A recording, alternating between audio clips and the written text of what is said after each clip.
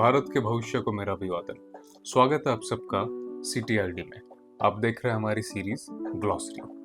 आज जिन टर्म्स की हम चर्चा करने वाले हैं वो टर्म्स इकोलॉजिकल इंटरैक्शन से जुड़ी हुई है। हम आज सभी तरह की इंटरैक्शंस को पढ़ेंगे जो किन्हीं भी दो स्पीशीज के बीच में हमें देखने को मिलती है।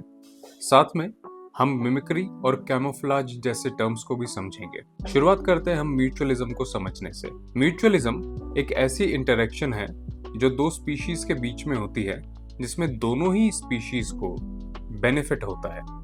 यानी कोई भी दो स्पीशीज जब इंटरैक्ट कर रही हैं एक दूसरे से तो उन दोनों को ही एक दूसरे की प्रेजेंस से फायदा हो रहा है। ऐसी इंटरैक्शन को हम जिस सिंबल से डिनोट करते हैं वो सिंबल है प्लस प्लस का, जिसका अर्थ है दोनों ही स्पीशीज को फायदा हो रहा है। इसका एग्जांपल्स ऐसे समझिए आप, जैसे हनी बी और फ्लावरिंग प्लांट्स के बीच की एक इंटरैक्शन है। हनी बी को जब हम देखते हैं तो फ्लावरिंग प्लांट्स के पास जाती है और फ्लावरिंग प्लांट से नेक्टर को कलेक्ट करती है, तो हनी बी को फायदा हुआ फ्लावर से नेक्टर कलेक्ट करने का। सिमिलरली प्लांट को हनी बी की प्रेजेंस से क्या फायदा हुआ कि जब वो नेक्टर कलेक्ट कर रही है तो प्लांट के फ्लावर का पॉलिनेशन हो गया है, यानी प्लांट का रिप्रोडक्टिव साइकिल कंप्लीट हो रहा है हनी बी की प्रेजेंस से। इसीलिए दोनों ही स्पीशीज को यहाँ पर फायदा हो रहा है। ऐसा ही एक इंटरेक्शन है लाइकेंस का। लाइकेंस में दो कंपोनेंट होते हैं, एक एल्गल कंपोनेंट और दूसरा फंगल कंपोनेंट होता है। एल्गी काम करता है फोटोसिंथेसिस करने का, यानी कि वो फूड बनाता है, और फंगस एल्गी को मॉइस्चर प्रोवाइड कराती है, यानी दोनों ही स्पीशीज को फायदा हो रहा है और वो मिला के बनाते हैं लाइकेंस। ऐसा ही इंटरेक्शन आपको राइजोबियम बैक्टीरिया और लेग्यूमिनस प्लांट्स में भी देखने को मिलेगा। राइजोबियम बैक्टीरिया लेग्यूमिनस प्लांट्स के लिए नाइट्रोजन फिक्सेशन करता है और बदले में प्लांट से इसे न्यूट्रिशन मिलता है। अगली इंटरेक्शन है कमेंसलिज्म। कमेंसलिज्म एक ऐसी इंटरेक्शन है जहां दो इंटरेक्टिंग स्पीशीज में से एक को फायदा हो रहा है और दूसरी को ना तो फायदा हो रहा है और ना ही नुकसान हो रहा है। इसे हम डिनोट करते हैं प्लस और जीरो के सिंबल से। इसका एग्जाम्पल है जैसे ऑर्किड्स जो मैंगो ट्री पे उगते हैं। ऑर्किड्स ऐसे प्लांट्स होते हैं जो एपिफाइट्स की कैटेगरी में आते हैं। एपिफाइट्स ऐसे पौधे होते हैं जो कि दूसरे पेड़ों पर उगते हैं और इनकी रूट्स कैपेबल होती है हवा से ही मॉइस्चर को कैप्चर करने के लिए। तो दूसरे पेड़ों पर उगने से इन्हें शेल्टर मिल जाता है, लेकिन जिन पेड़ों पर ये उगते हैं उन्हें ना तो ऑर्किड्स की प्रेजेंस से कोई फायदा होता है और ना ही इनकी एब्सेंस से कोई नुकसान। तो इसीलिए ये इंटरेक्शन कमेंसलिज्म का हिस्सा है। एक बहुत फेमस एग्जांपल है कैटल ईग्रेट का और ग्रेजिंग कैटल का।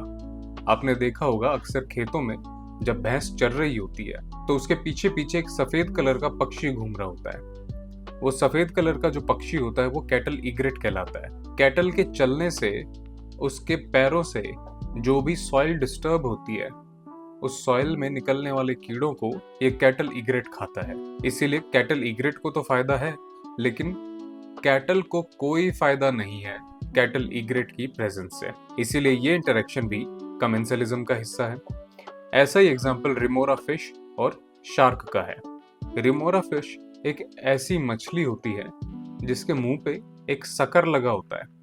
उस सकर के चलते ये शार्क से अटैच हो जाती है और अटैच होकर ये फ्री में एक तरीके से आप कह लें बिना टिकट के यात्रा करती रहती है एक जगह से दूसरी जगह, और शार्क को इसकी प्रेजेंस से कोई नुकसान नहीं हो रहा होता है। तो ये भी कमेंसलिज्म का एग्जाम्पल है। अगली इंटरेक्शन है पैरासिटिज्म। पैरासिटिज्म वो इंटरेक्शन है जहां पर एक ऑर्गेनिज्म दूसरे ऑर्गेनिज्म को हार्म कर रहा है और बदले में उसे फायदा हो रहा है।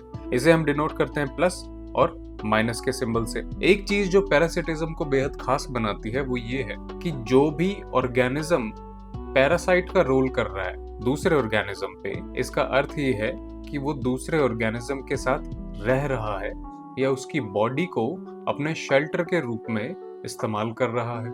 ऐसे ऑर्गेनिज्म को ही हम पैरासाइट कहते हैं। और जिस ऑर्गेनिज्म के शरीर पर वो पैरासाइट रह रहा है उसे हम होस्ट कहते हैं। पैरासिटिज्म दो तरह का हो सकता है, एंडोपैरासिटिज्म और एक्टोपैरासिटिज्म। एंडोपैरासाइट वो पैरासाइट होता है जो कि होस्ट की बॉडी के अंदर रहता है, या तो उसके मसल में एम्बेडेड रहेगा या फिर उसकी ब्लड स्ट्रीम्स में कहीं रहेगा या शरीर के किसी हिस्से में हमें देखने को मिले। एक्टोपैरासाइट वो पैरासाइट्स होते हैं जो शरीर के बाहर यानी शरीर की सरफेस पे चिपके होते हैं और वहां से उसका खून चूसते रहते हैं। ये एक्टोपैरासाइट्स कहलाते हैं। इसका एग्जाम्पल है जैसे टेप वर्म जो ह्यूमन इंटेस्टाइन में हमें देखने को मिलता है। ये एक तरह का एंडोपैरासाइट है। कस्क्यूटा एक बेल जैसी होती है जो होस्ट प्लांट पे चढ़ती है और उससे सारे न्यूट्रिएंट्स ले लेती है, तो कस्क्यूटा एक एक्टोपैरासाइट है।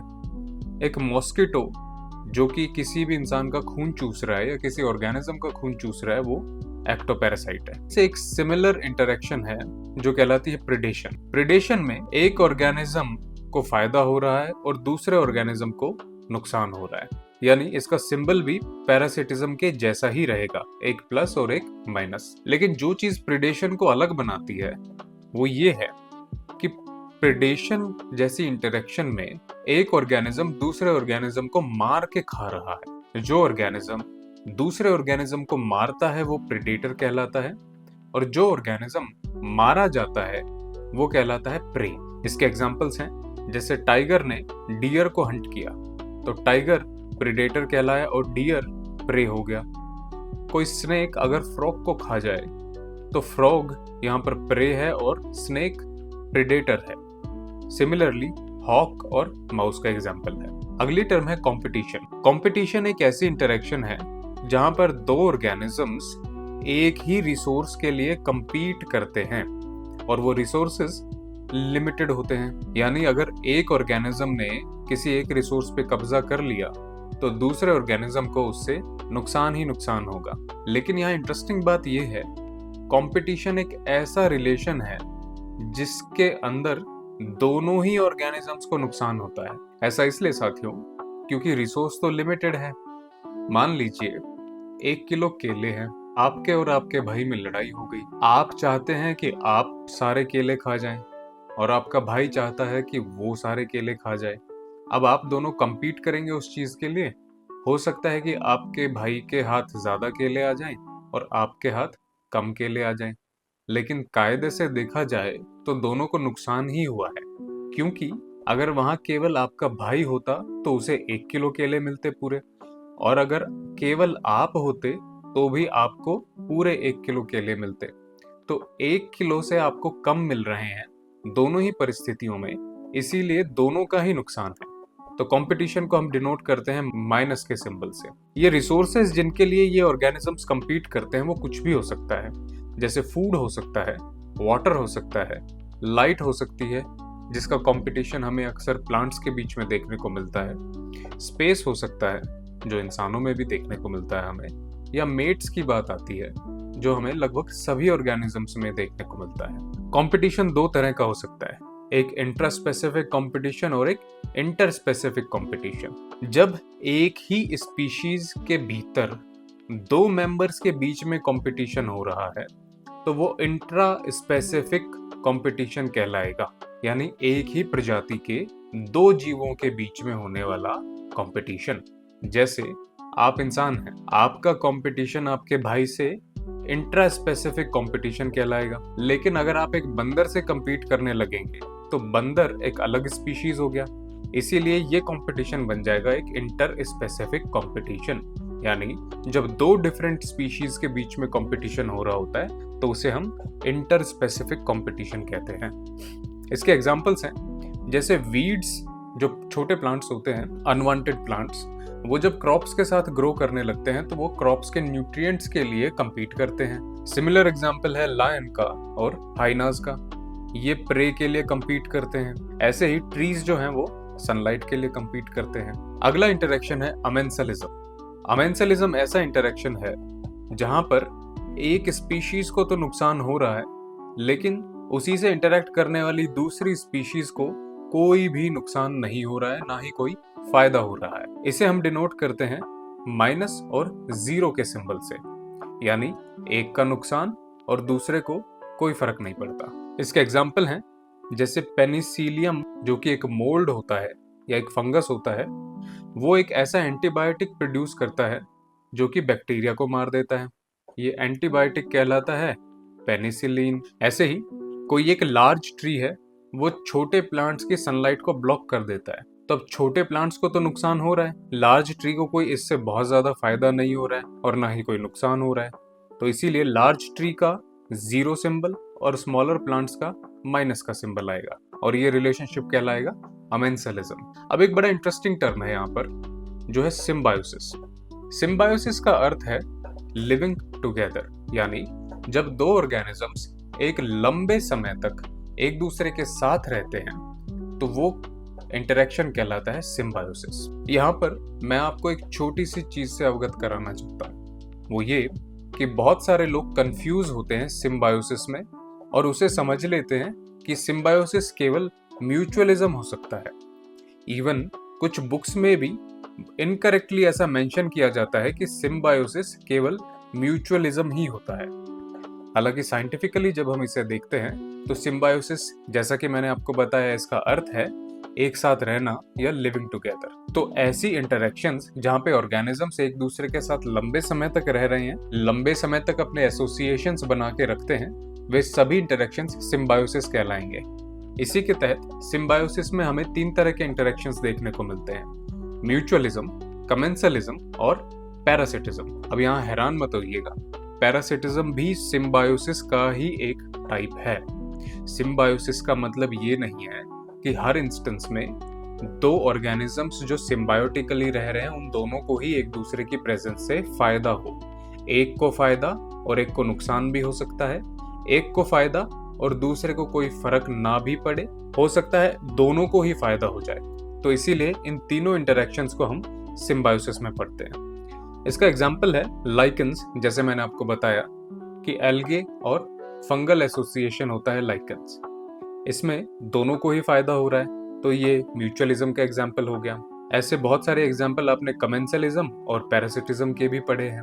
तो अब जब भी सिम्बायोसिस का जिक्र हो तो आप ऑटोमेटिकली समझ लेना कि वो इंटरेक्शन या तो म्यूचुअलिज्म हो सकता है या कमेंसलिज्म हो सकता है या फिर पैरासिटिज्म भी हो सकता है। सिम्बायोसिस एक ब्रॉड टर्म है। अगली टर्म है मिमिक्री। जब कोई भी ऑर्गेनिज्म एक दूसरे ऑर्गेनिज्म की नकल करने लगता है अपनी फिजिकल अपीयरेंस में या फिर अपने बिहेवियर में, तो हम ऐसी इंटरेक्शन को मिमिक्री कहते हैं।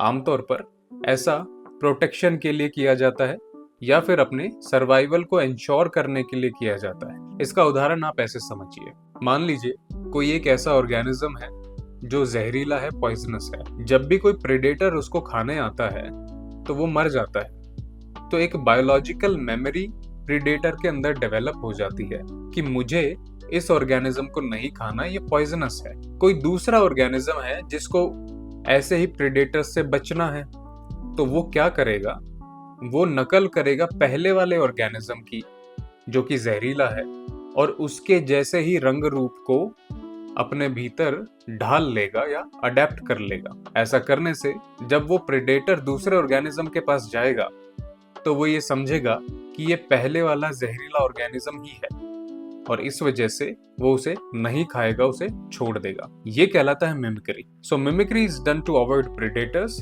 To gain food and overall improve survival chances. Mimicry 2 तरह की हो सकती है, एक है बटेशियन मिमिक्री और एक मुलेरियन मिमिक्री। बटेशियन मिमिक्री का मैं आपको एक एग्जांपल देता हूँ। वास्प यानी कि ततैया आपने देखा होगा।